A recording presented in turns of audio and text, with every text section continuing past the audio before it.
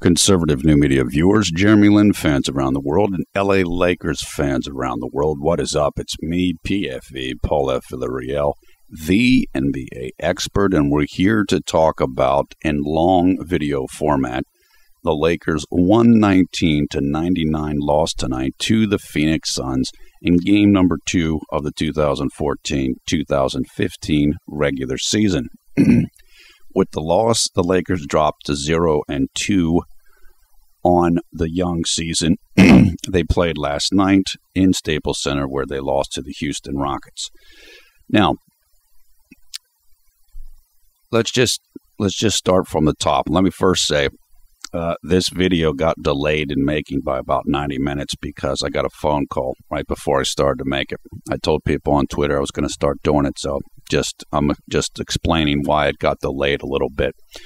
Also, before I talk about the game, I saw something that apparently Jeremy has started a prayer group for his fans, which is really cool. I just kind of came across that and just wanted to let you guys know that, and that's a great idea. Apparently, he said this on his official site, so we applaud him for doing that. Julius Randle is out for the year. Many of you already know that, but in case you did not know it, excuse me, my throat is caught with something. He had successful surgery on Wednesday, and the recovery time is going to take him apparently beyond the remainder of the regular season. So, again, we wish that Julius heals up quickly and completely, and that this is the last injury issue that he's got to deal with in his career. Xavier Henry, who played last night, did not play tonight, and neither did Ryan Kelly. Of course, Nick Young, who is also out while he heals up his thumb. So those 3 players are missing from the rotation tonight. Now, the overview of this game, as I mentioned in the short video, I thought Jeremy was a little tentative, and that was mentioned by Byron Scott after the game in an interview. He also felt that Jeremy was a bit tentative on offense. I thought that the offense looked out of sync, as it did last night. I thought the spacing on the offense wasn't that good. Spacing is better spacing means guys are more spread out, and guys are in positions that make sense so that the defense is stretched out and there's more room for driving to the basket. There are open shots, and it just didn't look like that tonight. And this isn't a huge surprise. The team is learning a new system under Byron Scott. You have new teammates coming in and playing that are starting, like Boozer, like Jeremy. It's annoying. I mean, it's frustrating to see, even if you expect that it's going to happen. Jeremy needs more time with the starters, with the first unit, which is something he didn't get a lot of during training camp. Of course, Steve Nash was working with the starters, and then Jeremy hurt his ankles, so he just didn't get a lot of time to learn their tendencies and to get chemistry with them. So we're seeing all of that. That's coming up in these games, and that's one of the reasons why the team looks as poor as it does. Kobe, after the game, apparently talked to Jeremy Kobe said after the game that during the game, I would imagine in the fourth quarter when they're both on the bench because the game was out of hand, apparently told Jeremy that Jeremy needs to run the offense, and that he told Jeremy, I want you to run the offense and you need to do it. Now, of course, for a number of J-Lin fans that I saw tweeting during the game and tweeting after the game, that doesn't seem to ring true, in the sense that, well, Kobe's saying that, but then Kobe's taking 25 shots, and he's passing up J-Lin on offense, and Kobe's dribbling the ball and Jeremy's not. And so how can Kobe say that if he's going to do something different? Well, there's a couple of things about that. Number one, and we've talked about this before, and I did my best to prepare Lin fans for this. Kobe's going to do what he wants to do. And one of the goals that Kobe seems to clearly have set out for himself this year is to score at least 20 points per game. So if he needs to get shots to do that, he's going to do it. And this is one of the things that I warned people about. That will happen. And now people and fans are saying Kobe's worse than Harden. In some ways he is, I guess, but he's still better than Harden. And Kobe there's more of a plan for Kobe, I think, than with Harden. Harden just kind of, I don't know, I don't think there's as much of a logic to what Harden does sometimes as what Kobe's doing. So the other thing about it, so Kobe wants to get his points. That's number one. Number two, he does still want an offense run. He doesn't want to handle the ball all the time. He knows that the team needs to play with some type of togetherness, or else they're going to get beat badly. So it is kind of a contradiction, but in Kobe's mind, it makes sense. However, and this is the third thing, and this is something that I've mentioned before as well. If Kobe doesn't think that you're getting the job done, he's going to pass you up. And I think that happened in this game tonight. And the reason why I say that is Jeremy struggled a little bit early again. He had a little bit of issues with his ball handling and Bledsoe or whomever trying to interrupt his dribble. There was one point where Kobe passed the ball out to Jeremy for a wide open three-pointer, and Jeremy missed it. And you can't make every single shot. But there was again a sense with Jeremy that I got that he just, whatever it was, he wasn't in sync. His confidence wasn't up to full speed or whatever, for whatever reason. I'm not saying this to diss Jeremy. There's a lot of factors that go into this. But I thought he wasn't on tonight offensively. If Kobe senses that, he's going to go away from you. And that's what I think happened in this game for a lot. And then, unfortunately, the rest of the team did it. So Jordan Hill has Jeremy wide open, and he doesn't pass to him. And then somebody else doesn't pass to him. And that's what happened tonight. So then it looks like they're freezing him out. But this would happen in Houston as well.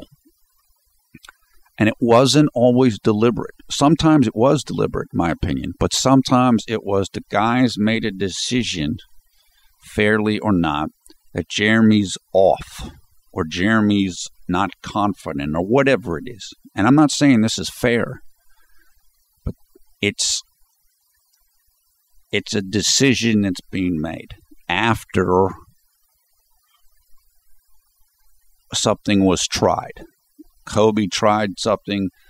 Kobe passed the ball to Jeremy and Jeremy missed it. Kobe witnessed Jeremy struggling a little bit with his dribble, and then it happens. So it's not just, okay, we're going to go into this game and freeze out Jeremy. It's a reaction. Even if it isn't totally fair, or if the decision is made too quickly, or whatever it is. And this is why I said, this is why people told me after the game, look, you could see, here's a clip of Jeremy Lin jumping up and down because he was so frustrated with how the guys were running the offense, or they weren't in the right spots. This is what has to be worked out. The team has to get better chemistry. Jeremy's got to let the little freeze out moments go. Jeremy's got to get more confidence, etc. There's some guys who miss 10 shots in a row, but it doesn't weigh on them. They don't care. And so they're going to keep getting the ball because guys on the team know they don't care. He's going to hit the 11th shot. And so Jeremy, fairly or not, has to continue to work to shake this stupid specter or image or whatever it is about he's not confident or whatever. Again, I'm not saying this is fair. It's not fair because it's not team basketball. Team basketball is you pass the ball to the open man and he takes the shot. And some teams are better about this than others. Some players are better about this than others. The Spurs are very good at it. LeBron James is good at it. If you're open, LeBron's going to pass you the ball, even if you missed a couple shots in a row. But other teams and other players are not as good about it.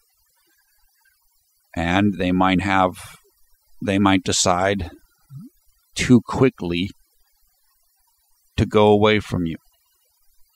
And if it's somebody like Kobe and he's influential on the team, then other guys might follow that decision. So it's what I said. It's what I talked about in the game videos from last night, the long video for the Houston game, and also some of what I talked about in the recent update video. Kobe is like this. He's going to get his. He's going to do what he needs to do, or what he thinks he needs to do. And he wants to win. So he's going to make the decisions. Okay, this guy's not hot, and I'll pass it to him. What I like about what happened tonight, and what I don't think would have happened in Houston, is that Kobe talked to Jeremy about it on the bench. So if Jeremy felt dissed, if Jeremy felt mad, Kobe talked to him. Look, I want you to run the offense. I need you to run the offense. So even whatever happened in this game, maybe I didn't pass to you, or I took the ball and brought the ball up when you should have, we still need you. I don't think James Harden would have done that. I don't remember it happening any. Let me put it that way. That's more leadership, and that's good. So like I said, Kobe's more mature. He's smarter than Harden, even though he's got his own tendencies and his own goals that he wants that are individual goals. So, and that's what it is. I saw fans after the game, people were mad about Byron Scott, and they're saying that he's not any good and he's worse than Mike D'Antoni. So everything's in turmoil now in Lakers land. You have 2 opening game blowout losses, and everybody's upset. Everybody's in panic.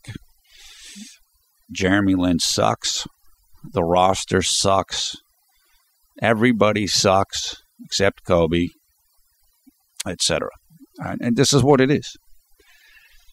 But for Lin fans, we've already gone through this. We've been through this before. Yes, I saw the childish video that was posted by a Houston blog last night about Jeremy, the video. Look, anybody doing that is, in my opinion, just making himself look better. So, but this is the zone that we're in. This is the hater zone, and the trolls are happy, and the doubters are happy. But people that follow them, we've gone through this before, and Lakers fans have gone through this before. They went through it last year, and we all went through it for the 2nd, 3rd, and 4th preseason games of this year, where it was the Lakers are the worst team in the league. Blowout, blowout, blowout. Okay. You're playing good teams now. Houston and Phoenix are good teams. They're not elite teams, but they're good. They're much better than most of the league. And the Lakers are figuring things out. They're missing guys that would be a big asset to them, like Nash and like Randall and like Nick Young. They're trying to learn a new system. It hasn't clicked fully yet. Kobe's still going to do his thing. And this is what you get. This is what it is. But I just got to hang in. Like I said, I mean, there's no point in going crazy about it or waving the white flag. It's like, okay, now what do we do? Now what are we going to do? That's why I said with Jeremy in the last video. Keep working on mental strength. Keep working on the confidence. Keep working on whatever it is that you want to keep working on. Whether it's physical defense, whether it's mental strength, or whatever it is. Whether it's ball handling, whatever. I thought, again, Wes Johnson had some tough moments in this game. And as I mentioned before, Wes reminds me of Jeremy. Wes has ability. He's not as skilled as Jeremy is, but he's a talented player. But when he loses his confidence, it's gone. I mean, Wes had Kobe, nice pass to Wes in the left-hand corner for a wide-open three-point shot. Wes got his legs underneath him, and he barely hit the net. It didn't hit the rim. It didn't hit anything. It just barely grazed the net. And I like Wes. Wes seems like a really good guy. He's gone through a lot of stuff. Wes was a high lottery pick who was joked about as being a super bust. And so it's been tough for him. It's almost like Jeremy going to Houston. He's a good dude, but he's got to find a way to keep his head in the game and to keep his confidence. And so that's why I mention him over and over again in comparison with Jeremy, because Jeremy has to do the same thing. He's got to figure out some way to avoid the dips in self-belief. Even if your teammates don't believe in you for a moment or whatever. If Wes Johnson gets a couple passes like that from Kobe or from anybody else and he misses him, he's not going to keep getting passes. And that's just the way the game works for anybody. It's kind of tough because you can't have confidence if your teammates don't help you and give you some. But if you don't have it, then they're not going to give you any because they're not going to give you a chance. So it's kind of a paradox. It's difficult, but for the player that's in that position, you've got to figure it out. And that's where Jeremy can be at different times. And unfortunately, the first two games, there's been some of that. Now, to be fair to him, he didn't have a tremendous amount of chances in this game. I thought he played okay. He didn't play great, but he played all right. And I'll get more to that in a little bit. But it struck me again in watching Wes. Yeah, this is what happens with him. A good thing for Jeremy Lin fans from this game is that Byron Scott is clearly treating Jeremy as though Jeremy is the starter. And what I mean by that is, unlike McHale, which is what brought on my famous Indiana Pacers game rant, when the game's out of hand, Jeremy's not playing. Ronnie Price is playing. Well, when you put in the end of the bench, then that's the end of the bench. And Byron Scott isn't putting Jeremy in at that time, whereas McHale did, which was a joke at the time that it happened, in my opinion. That's a good sign. If you're a Lin fan, you're worried, is he going to start? Where is he going to be at? Well, 2 times, Byron's gone away from that. And Jeremy has not played in those situations, and Ronnie Price did. And again, nothing against Ronnie Price. I like Ronnie. But if you're a Lin fan, you got to be happy about that. On the other hand, if Jeremy keeps kind of struggling to some, then pretty soon he might end up in that situation and playing in those situations. And that's the reality. So it's just like Wes. Just got to work through it. Just keep working. Let it go. Move on. I'm just looking at my notes here really quickly. Jordan Hill and Carlos Boozer, they can't finish plays like Ed Davis can. Jordan, he can, but he's not doing it as much this year. He's capable of elevating pretty well. Not like Ed, but fairly well for dunks and this type of thing. But he hasn't done it so much this year. Or not as much as I think he's done it in the past. This is almost like the Omer Asik issue for Jeremy, which is Jeremy can make great passes and great setup passes and find these guys, and they'll miss. Or they won't dunk it, and they'll get blocked. And so Jeremy doesn't get the assist. They don't have the play. So it's good that Jeremy works well with Ed Davis, and hopefully if Jeremy sticks around with the Lakers, hopefully they'll find more guys like that. More guys that are big that can finish around the rim. Because Jeremy works great with those guys. And Boozer's a steady, reliable guy, or at least he was for a lot of his career in terms of his productivity. He's not a guy that can really get above the rim a lot. And again, Jordan Hill he's somewhat limited offensively. So these guys they're just not great finishers. And so it makes it a little bit difficult for Jeremy to look his best when he's playing with guys like that. Okay, let's go through quarter by quarter. Just the notes that I took during the game. What I saw, we'll just go through that, and then we'll wrap things up. Overall, I thought Jeremy did a decent job, pretty good actually, against Eric Bledsoe. Now, Eric Bledsoe had a good game tonight. He finished with 16 points, 6 rebounds, and 9 assists, which is quite good. And he only played 26 minutes. I believe he got tossed out of the game in the third quarter. He got a second technical. He got 2 technicals in the game, and after the second, you're kicked out of the game. The second one was he and Kobe. Bledsoe had the ball, and Kobe kind of wrapped him up and put his hands on the ball and was called for a jump. It was called a jump ball, and Bledsoe was unhappy about something that happened on the play, I believe. So he yelled at the referee, and he got kicked out. So he's kind of lost his temper a little bit, but he did play well. He had a moment or two against Jeremy, certainly, but I thought more of what he did was against some of the other players. And so Jeremy did okay. He didn't do great, but he did all right in the game. Jeremy himself finished with 6 points, 2 rebounds, 1 assist in 21 minutes.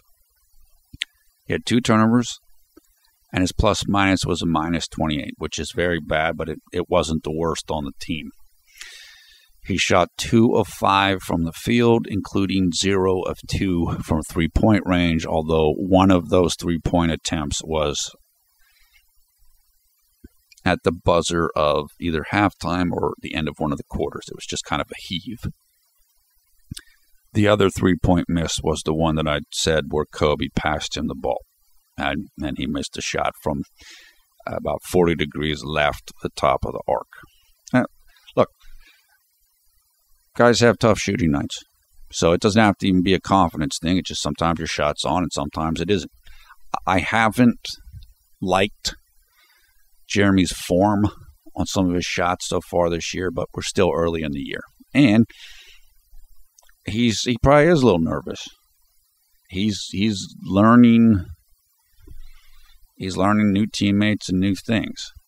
And as we've talked about before with Jeremy is a guy that needs to feel comfortable to be his best. He's the type of person that's good when he's in a certain routine and he's used to it. when he's in his city and he's used to it, etc. He's not comfortable in the offense yet and with the first team guys yet. And so when he's not comfortable, what you'll see from him because of his personality is more passiveness and drift. And that's what we're seeing right now. But he just has to work through it. And the more comfortable that he does get, the less he'll be like that. That's why it's good and shows leadership for Kobe to go and talk to him on the bench. Even if Kobe was dominating the offense, for Jeremy's confidence and his comfort level, that's a really good thing that Kobe did. That's going to help Jeremy gain the confidence that he needs so that he will be less and less passive.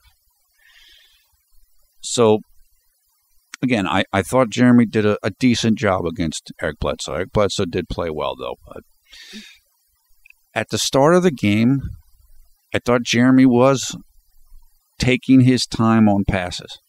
We talked about in the last game, be slower, be calm with your passes. I thought Jeremy was doing that well early. Early in the game also, Jeremy had a really nice blocked shot against Goran Dragic. I think it was Jeremy. There were two players on the Lakers. I don't know if Jeremy was given the block. In fact, I don't think that he was. But it was a transition opportunity. And Goran Dragic was right, I think he was on the left side of the basket going in, and one of two Lakers blocked his shot. I thought it was Jeremy, but the other Laker might have been Wesley, actually, with him. So I think Wesley might have gotten the block, but it was, whatever it was very good defense by Jeremy on that play. Now, as I did mention before, I do think Jeremy was a little bit loose with his dribble early in the game. And Eric Bledsoe, on one play in particular, was trying to hound him. Kind of behind him and trying to poke the ball away. I think Jeremy was a little aware of that and got a little bit, I don't want to say rattled, but just a little off. And as I said, I think that's the type of thing that if Kobe sees stuff like that, then he will eventually go away from you. That's the type of thing that can contribute to that thought process, in my opinion. So, look, Jeremy dribbles well. He does. He's a good dribbler. But he needs to continue to work on dribbling well in traffic, dribbling well when guys are pressuring him, and just staying calm with it. We said this thing of being calm. Don't rush. Don't create panic when there isn't any. And Jeremy has gotten substantially better at this in the last few years. He just needs to just keep getting even better and better at it. And as I mentioned in the last video, use your body. Use your body to shield guys off, to keep guys away from you, keep them off of you. If guys are constantly trying to mess with your dribbling. There was a nice play in this game tonight where Jeremy did use his body. The physical defensive principles. He kind of I think he basically shoved Bledsoe down on a play, which Bledsoe actually ended up scoring the ball, but Jeremy definitely kind of gave him a nice little shove. And that's the type of thing you got to learn how to do. Because a lot of what happens in the league, there's a lot more that goes on than what you think goes on. And guys get away with it. So if they're going to play that way, you have to play that way. So I was actually happy to see Jeremy do that. He didn't get called for the foul on the play, and Bledsoe made the play, but I thought that's an example of him being more assertive on defense. And so that's good. That's good because, again, this is being done on every single play. And so Jeremy needs to participate in it as well. Now, middle of the first, I made a note that says, Kobe is running the offense. Jeremy must get involved. So, like the game against Houston, I do feel like Jeremy got lost relatively quickly in this game. And he, something similar to the Houston game. In the Houston game, he had the 2 quick drives to the basket where he wanted foul calls, and he didn't get a foul called on either one of them. Early in this game, he missed a wide open jump shot. And then I think he had the play where his dribble got interrupted by Bledsoe. And in my opinion, he started to drift a little bit. And then Kobe took over things, and then Jeremy drifted even a little bit more. Not, again, he was still there. He was still working. He still working on defense, but keep finding ways to hang in there and be as aggressive as you can be, even while you're playing with Kobe. And that's going to be tough at times. Just keep looking to make adjustments to that. And it's going to take time. It's always going to take time to adapt to playing with somebody like Kobe, no matter how good you are. You really have to work to find your spots and then still be comfortable with Kobe. And Jeremy's deferring to Kobe. That's clear because he's much more aggressive when Kobe's not on the court. And he's used to this playing with Harden. And he just needs to find the sweet spot, find the right balance. And hopefully Kobe will just keep talking to him, keep working with him. Because, again, Jeremy's he's the second player here. Kobe's the guy, Kobe's the star, Kobe's the one that's going to run it. So he needs to kind of help Jeremy and bring him in, give him confidence and tell him to be more assertive so that Jeremy feels comfortable with that. And like I said, it's good that Kobe talked to him about it tonight because that's what you have to do if you expect Jeremy to be more aggressive. Late in the first, Jeremy had a nice defensive rebound, which he then raced down the court and shot a nice scoop layup over 2 Suns. That was fantastic. And this was after Kobe went out. Kobe went out of the first quarter with about 4 minutes and 41 seconds left, and then Jeremy started kicking it in. And it made the note, Jeremy more aggressive with Kobe out, which he was. Then Jeremy beat Eric Bledsoe off the dribble and was fouled. Got 2 free throws, made them both. So as I said, once Kobe went out, everything picked up, which is what we've seen with Harden. So he's capable of this. Yes, his jump shot wasn't on tonight. It wasn't particularly on in the first game, I don't think. It just keep trying. Keep trying.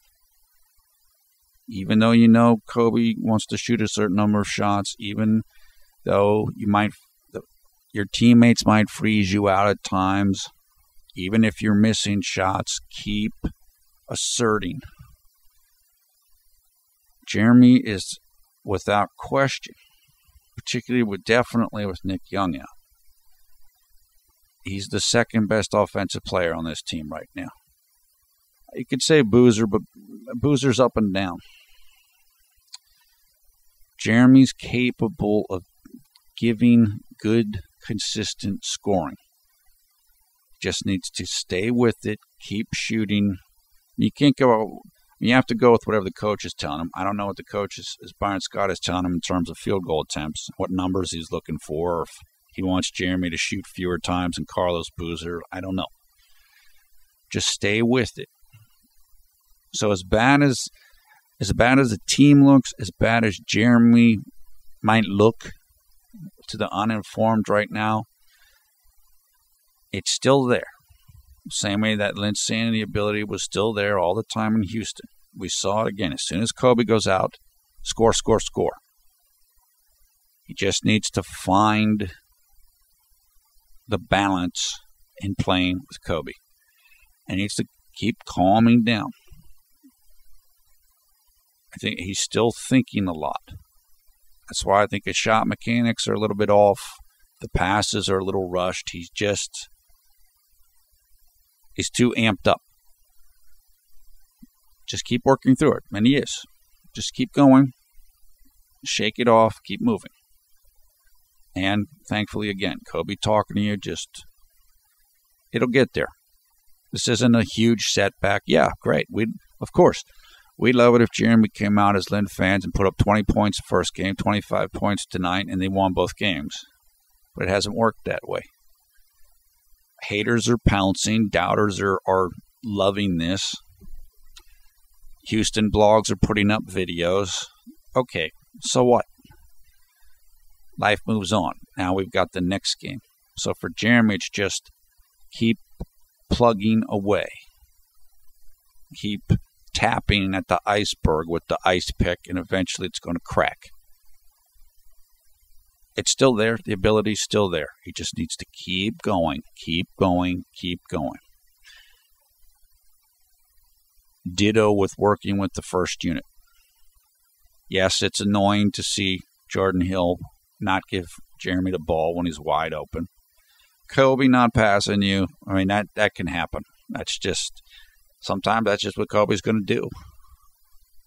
Even if you're hot, he's going to do it. It'll get better. All of it will get better. Okay, then late in the first came Jeremy's little turnover bundle. It was only 2 turnovers of the game. This is with Kobe out, and he was trying to be more aggressive. He was working to be aggressive in this period of time. So I got to give him the benefit of the doubt on that. He was trying to make more things happen. What happened on the first turnover was that Carlos Boozer had gotten open right underneath the basket. He was open for a second. Jeremy didn't pass him the ball, and then Carlos shifted even further under the basket, and Jeremy then tried to whip the pass into him, but it was too late. Honestly, I'm not really upset about that play because it was a good idea. It was just a little too late. And by the time he wanted to make the pass, the defense saw it. And so that's what happened on the first pass. It was just make the pass when you first see it. In that type of a pass. On the perimeter, don't rush a pass. But in that type of a pass where you only have a small window of time to make it, you got to make it when it's there. Or don't make it. You don't have to make it. It doesn't have to happen. So then, soon after, the second turnover came. It was, I think it was either Wesley Johnson or Jordan Clarkson, and they were coming off of a curl screen, I believe, off of a pick or something. And Jeremy thought that the player was going to be in a certain spot, and they didn't go to the spot. Now, Jeremy got the turnover because he's the passer. But to be honest with you, I thought that the person who ran the route, who ran the play, stopped short of where they were supposed to be. Now, Jeremy passed the ball extremely hard, had a lot of speed on the pass. He could have passed it a little gentler. Maybe the person would have been able to handle it, but I don't think that was all Jeremy's fault. I think that was a thing where there was miscommunication. So I'm not mad about either one of those plays or either one of those turnovers. Those aren't terrible turnovers. The second one was a miscommunication. The first one was he's trying to be aggressive. He's trying to be the playmaker. He thought about it a little too much whenever Carlos was first open. But those were the only turnovers of the game for him. Then he calmed down, almost like he did in the first game. He wasn't great in the first half, and then he got better in the second half in game number 1. And tonight, this was the only real patch of turnovers. Now, his shot wasn't falling, his jump shot, but as far as the turnovers, that was it. So that was good. And then I put, don't rush passes. And if the pass isn't wide open, don't make it. And Jeremy has his own way of expressing anger. Sometimes you'll see guys and they'll punch the air and this type of thing. And you'll see Kobe and, he's cursing or whatever. Jeremy, I think around this time, he was mad. And one time they were going to a timeout and he basically threw the ball at the referee, threw it hard. Kind of, to try to express that he wasn't happy. And then somebody else told me, and I missed this at one point, and if I had to guess, it probably would have been around then. Jeremy was basically jumping up and down because he was so upset about what was going on with the offense. And the truth is, Jeremy probably understands the offense better than a lot of these guys do at this point in time. And it's probably going to take them longer to figure it out. So it wouldn't surprise me if he was mad. It also wouldn't surprise me if he was mad if guys weren't passing him the ball. So sometimes with Jeremy, when he's upset, it almost looks like he's whining. And it can feed, at least for me, it can feed into the perception of the lack of confidence or the lack of swag or the can I say this? Like he's not competitive enough. It's like you're complaining too much. Just make the plays. So this is, like I said, this is not all fair. A lot of it's unfair. But he still has to continue to work beyond this perception. And I mentioned last night the concept of a sports psychologist or whatever.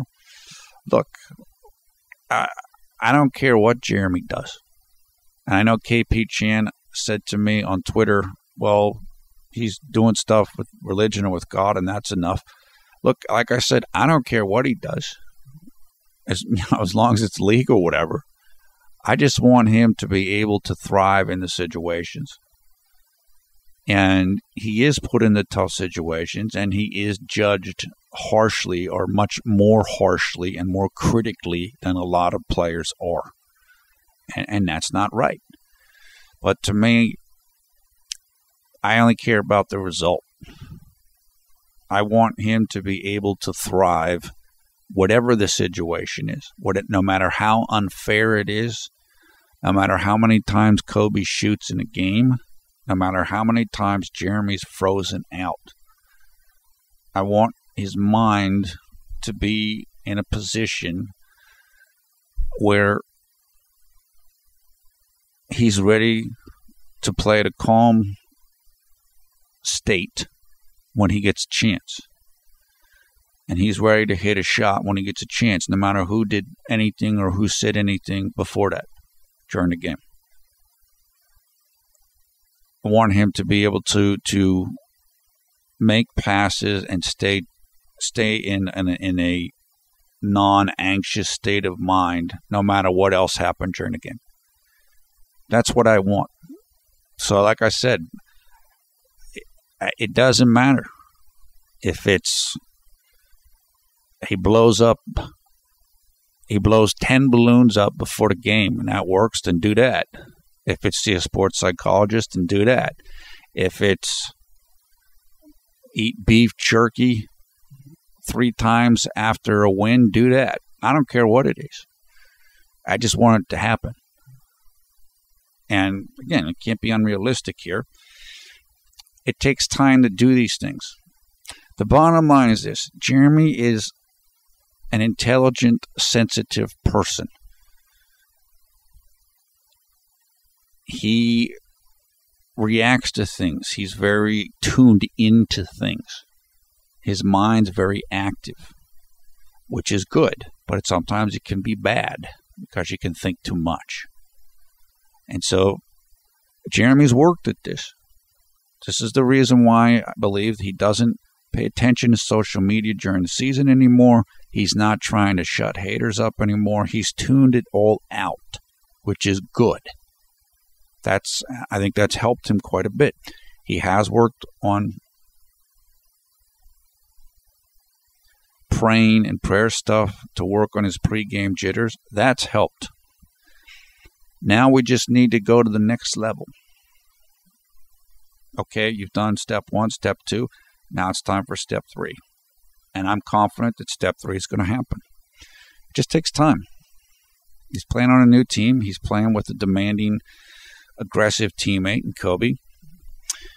And he's trying to run an offense that he might understand better than some of his teammates, or that just they're all trying to learn. And he's playing with first unit that he hasn't played with much.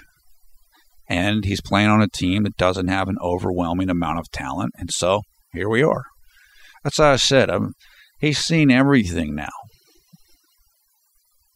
Just keep moving. Stay calm. Don't get too high. Don't get too low. Just keep going. And I'm confident that's going to happen. It just hasn't happened in the first 2 games. Okay? So what? That's fine. Okay. Another thing that we learned in this game, and we saw it before the game, but we also saw it during the game, is that Kobe is dealing with a sore right shoulder. You saw him icing the shoulder before the game, if you were watching them, and you saw him icing the shoulder during the game. Now, if you've followed Kobe or the Lakers in recent years, Kobe he's dealt with a whole bunch of minor nagging injuries. I remember this particularly in the 2012-2013 season when he played the majority of the year before he tore his Achilles. And he had probably 8 or 10 small injuries that he had to keep dealing with. This is what happens when you have a lot of mileage on your body. You come to a point where you just keep getting little nicks and dings, and they don't heal immediately, and it just kind of accumulates. This is what happens to players, particularly really good players that get up in career minutes and age. The body will go before the skill goes. So Kobe still has all the skill and everything, but his body can't do what it once did. He can't recover as quickly as he did when he was younger, that's just what it is. There's only so much tread on the tire. And so if you're a Lakers fan, I tell you, this is probably going to be this way most of the year. Hopefully he'll be able to just work through it. In 2012-13, he worked through everything until he tore his Achilles. So the training staff will continue to monitor him, and hopefully their shoulder won't be a big deal, and if he gets other little tweaks, it won't be a big deal. Now, late in the second quarter, I did make a note that says, Kobe ignoring Jeremy a bit. Is it because Jeremy's nervous? And so I noticed what all the other Lin fans noticed, which was, okay, Kobe's not passing to Jeremy. Kobe's bringing the ball up. As I said, though, by this time, Jeremy had some tough moments, just like he had in the first half of game number 1. Kobe, as I mentioned, he will go away from you if he thinks you're off. And he will go away from you when he wants to get his shots. So Jeremy just got to learn to deal with this. And I think he will. And the same with the fans. But by the halftime of this game, Kobe already had 15 shots. This is what it's going to be. This is what I said. It's the Kobe show. Some nights will be less than others. So on a night, maybe Kobe thinks all of his teammates are in a good groove and they have their shots, so maybe he's going to shoot a little bit less. Another night, nobody else has shots on, so he's going to shoot more. This is about what it is with him. And Jeremy and the fans have to work with that, because that's what it's going to be. And nobody's going to change that. I can tell you that right now. Again, Byron Scott was brought in because Kobe wanted him. That's certainly one of the main factors, in my opinion. Byron's not going to change it. So Jeremy has to adapt to this. And thankfully, working with Harden and working with Melo, he's had experience with that. He'll get there. It's just going to take some time. Remember, he hasn't played with Kobe much in the preseason. I think they only started one game together. So the announcer then said late in the second that it was a tough start to the year for Jeremy, and it's not the same player that we saw at times during the preseason. And that's fair. Again, it's a different situation. Jeremy is feeling a little anxious, and he's trying to fit in with the first unit, and it's going to take some time. Then, though, late in the second, Kobe made a nice pass to Jeremy, who took the ball and went down the left-handed side of the paint and drove in for a nice left-handed layup. So as I said, you'll be open at times, and Kobe won't pass it to you. But don't think he's never going to pass it to you, because he will. So you just have to be ready. Sometimes you're going to get it. Sometimes you're not going to get it. Just stay ready. Keep going. Keep going. And that's what happened there on that play. Jeremy has already demonstrated multiple times during this year that he can go left, and he's good at going to his left, and he's good at finishing with his left, which, of course, doubters say he can't do, and which he used to not be able to do. So he continues to improve. Remember, he's not a finished player. There's still a lot of growth for him yet to do, including in the mental aspect of the game. So we have to remember that. We have to remember that when we want him to be everything we want him to be. He's still on the upward growth curve. There's still a ways to go. Okay, going into the third quarter, I believe that Jeremy started out and he almost turned the ball over, I think, but he got the ball to Wesley Johnson, who was fouled on a three-point shot, and was good. He hit all three of the jump shots, all three of the free throws, and then the Lakers, they were coming back. They were coming back. They were coming back. They cut the lead down to 6 points, I believe, after it was 9 points at the half. But then Phoenix was able to go on a run. And the announcer right around this period of time said that Jeremy's struggling and that he needs to regain his confidence. And they said that for Jeremy, don't think, just play. And he needs to be more aggressive. So they're seeing what we're seeing. It's all the same buzzwords: aggressiveness, confidence, overthinking. Everybody's seeing the same thing.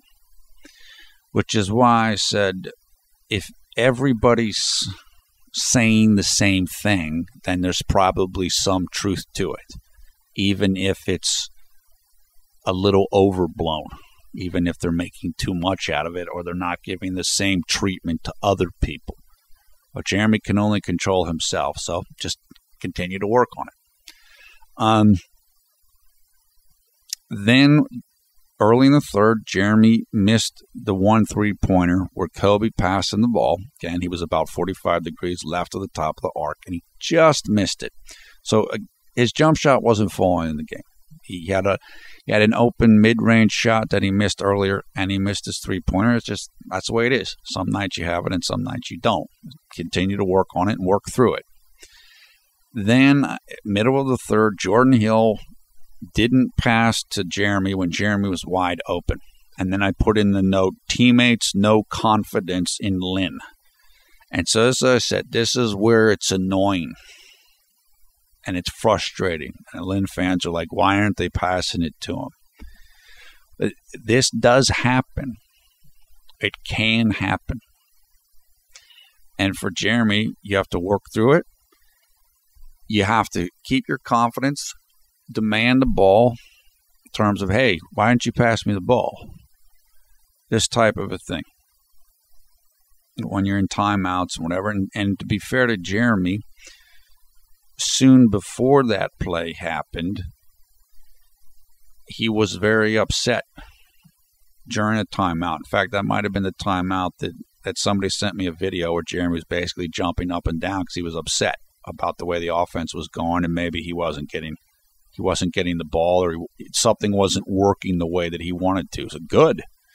As I said, it's a fine line between being upset and being looking like you're a whiner, but if teammates aren't passing you the ball or teammates aren't running the offense, you got to say it. And so, unfortunately, like I said, whether it's not fair, Jeremy's going to have to just keep fighting that battle. And when you have Kobe sitting with you on the bench at the end of the game, and he's telling the media that he's telling you got to run the offense, well, your teammates will figure that out. You know, Kobe's basically giving you the kind of conferring that you're the guy. And so the teammates will listen to that. They'll respond to that, even the same way that if Kobe's not passing to you during the game, they might not pass to you either because Kobe didn't. So this is just part of the process. And again, somebody that's very familiar with Kobe and Kobe's history, this has happened to many, many, many players before. And so just work with it. It will get better. And you're not the first guy to go through this with Kobe and the Kobe's Lakers. So, okay, Jeremy came out of the game for Ronnie Price midway through the third with about 4 minutes and 20 seconds left. At that time, Phoenix had pushed the lead way up. They were up by 21 at that point. And I actually believe, I think that's the last that Jeremy played in this game. Actually, no. Excuse me, that's a mistake. I think Ronnie came into the game, but I think Jeremy stayed into that. Yeah, I'm sorry. I apologize. My notes are just a little bit confused on this. There was a time where Ronnie came in. I thought he was coming in for Jeremy, but Jeremy actually stayed in. No, I believe that... I'm sorry. I honestly don't remember right now. Somehow my notes are a little bit off on this regard. It might have been the Ronnie, Jeremy, Kobe lineup at that point. I just didn't.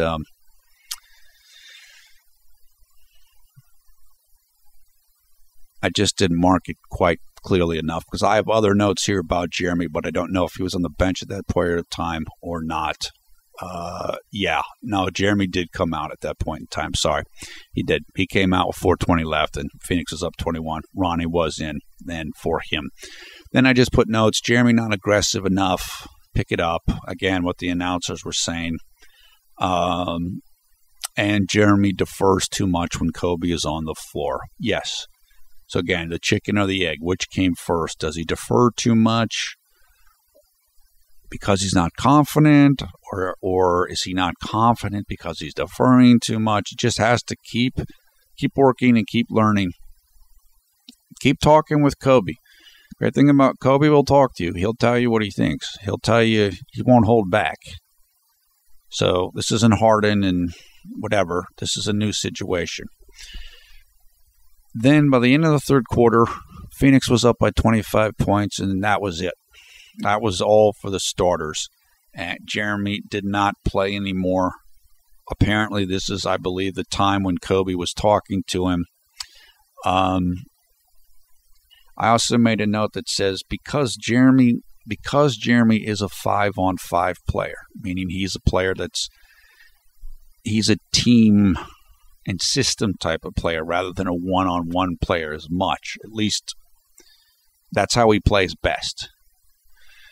If the team is not executing an offense, then Jeremy's not going to look as good because he's not a guy that's just going to go and take over and just go 1-on-5 and this type of thing. That's not his mentality. He wants to run. He wants the whole team to be involved. And so the better that the system is known by the team, the better Jeremy will look. The better that the team knows the system and the more the team runs the system, Jeremy will look better and better. That's part of the reason why he's not looking good right now, because it's not happening, because he's not used to the first team, and The first team guys aren't used to the offense. And so it's kind of like it's becoming more of a street ball thing and just kind of breaking down and one-on-one stuff. And that's part of the reason why Jeremy's not looking good. Now, the announcers were talking about Jeremy in the fourth quarter, and they said that Carlos Boozer and Jeremy must pick it up among the starters. And then they said, though, that the keys to the offense are in Jeremy's hands, which is kind of true, but not really, because, again, Kobe's always there, and Kobe's going to do what he does, although Kobe did say after the game that it's Jeremy's offense to run, and he wants him to run it. But the truth is there's a middle ground there. And they said that Jeremy showed great promise in the preseason, but he just has to be more consistent. Look, it's everything that we've said. And again, the reality is that Kobe's a factor in all of that. That's what the ESPN article was about Kobe and free agents and Kobe and who gets the blame and who gets the glory. So this is where it is. The summary of all of this is the team is 0-2. Jeremy hasn't looked as good as he did during a lot of the preseason. He's working to get chemistry with the first unit. The offense doesn't look smooth. The team's still not confident and comfortable running Byron Scott's system. It doesn't look like. There are limitations among different players, guys that aren't as great offensive players, like Wesley Johnson, like Jordan Hill finishing shots around the basket, like Carlos Boozer tonight versus Carlos Boozer last night. And so this is what we're going to get. There's going to be a lot of this up and down. And I know I said in one of the earlier videos this year, if the team doesn't do well, if the team is a bad team, then Jeremy's going to have to remain disciplined and develop his own skills, even if other guys might lose interest because they're on a bad team. And I have no question Jeremy will do that, and I know Kobe will help him do it.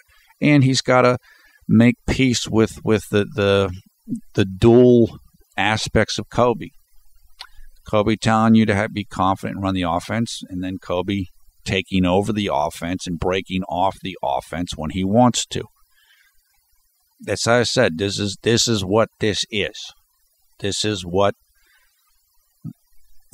some of the conversation around Kobe or whatever is this thing. What Dwight said in that article was, look, we run a system, and then there's one person who's breaks off of the system anytime they want, and there's no accountability. Well, so I said, it's Kobe's team. He's going to do that.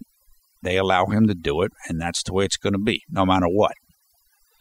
He won't be there forever, so if you're a player and you're on the team and you like playing for the Lakers, you just deal with it. Work to improve, work to have as good of chemistry as you can with Kobe, and keep going.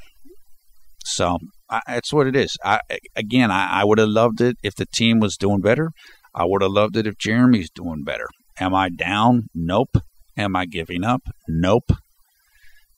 Do I know things are going to get better? Yep. Jeremy's shot will be more on soon enough, and Jeremy will be more decisive soon enough. If he defers to Kobe, that's fine. The one thing Jeremy did well in this game was he got guys good shots. You saw him, guys coming off a simple, someone setting a pick for him, and then they come off a little curl, kind of run in almost like a candy cane shape, and getting wide open shots. Kobe at the free throw line, or Jordan Hill at the top of the key. So Jeremy's doing what he needs to do. Just guys, sometimes they miss shots, or sometimes the offense breaks down. It will get better. The key for the team and for Jeremy is keep your discipline and keep your optimism. The way that the team was able to shake off the three blowout losses in the preseason in a row was that they kept the self-belief. They kept going. They kept trusting each other and kept trusting things would turn around, and they did. They played hard defense against Utah in the second half of the second preseason game, and things turned around. That's what they got to do now. Turn the page. Move on. That's why it's an 82-game season. You can't get crazy about 2 games against 2 good teams. When you're less talented and you're hurt and you're running a new offense that guys aren't comfortable with yet. So this is what you get. Okay, that is it for now. The next game is coming up on Friday, 2 days from now, and it will take place against the Los Angeles Clippers, the rival LA team. The Clippers are a very good team. There are people who believe that the Clippers are going to make the NBA Finals this year. I'm not one of those people, but I do think there's a good chance that the Clippers will make the Western Conference Finals against the San Antonio Spurs. It's possible they could make the finals, but I think the Spurs are going to win the title this year, so I don't think the Clippers are going to beat them. That game will take place on Halloween, Friday, October 31st, here in the United States, 10:30 p.m. Eastern Time, 7:30 p.m. Pacific Time, and Saturday, November 1st, 10:30 a.m. in Taiwan, China, and in the Philippines. Here in the United States, it will be on ESPN television. I don't know if that's going to be the case internationally. It will be a big game. Again, it's a city rivalry, Los Angeles versus Los Angeles, Battle of Los Angeles. That's going to be very difficult to win that game. The Clippers will be playing on a back-to-back. The Lakers will be rested, which is good. It's a home game officially for the Lakers, I believe, yes. Even though they both play in the same building, there'll be more Lakers fans there in the building then. So it's going to be tough. I'm sure the Clippers will be favored. They're going to want to win badly, and the Lakers are injured, and they're struggling, trying to figure it out. So the Clippers are going to want to pounce on them and make a statement. Look, the goal for me for that game is trying to make it competitive. For Jeremy, get a little more aggressive. Take a little step forward.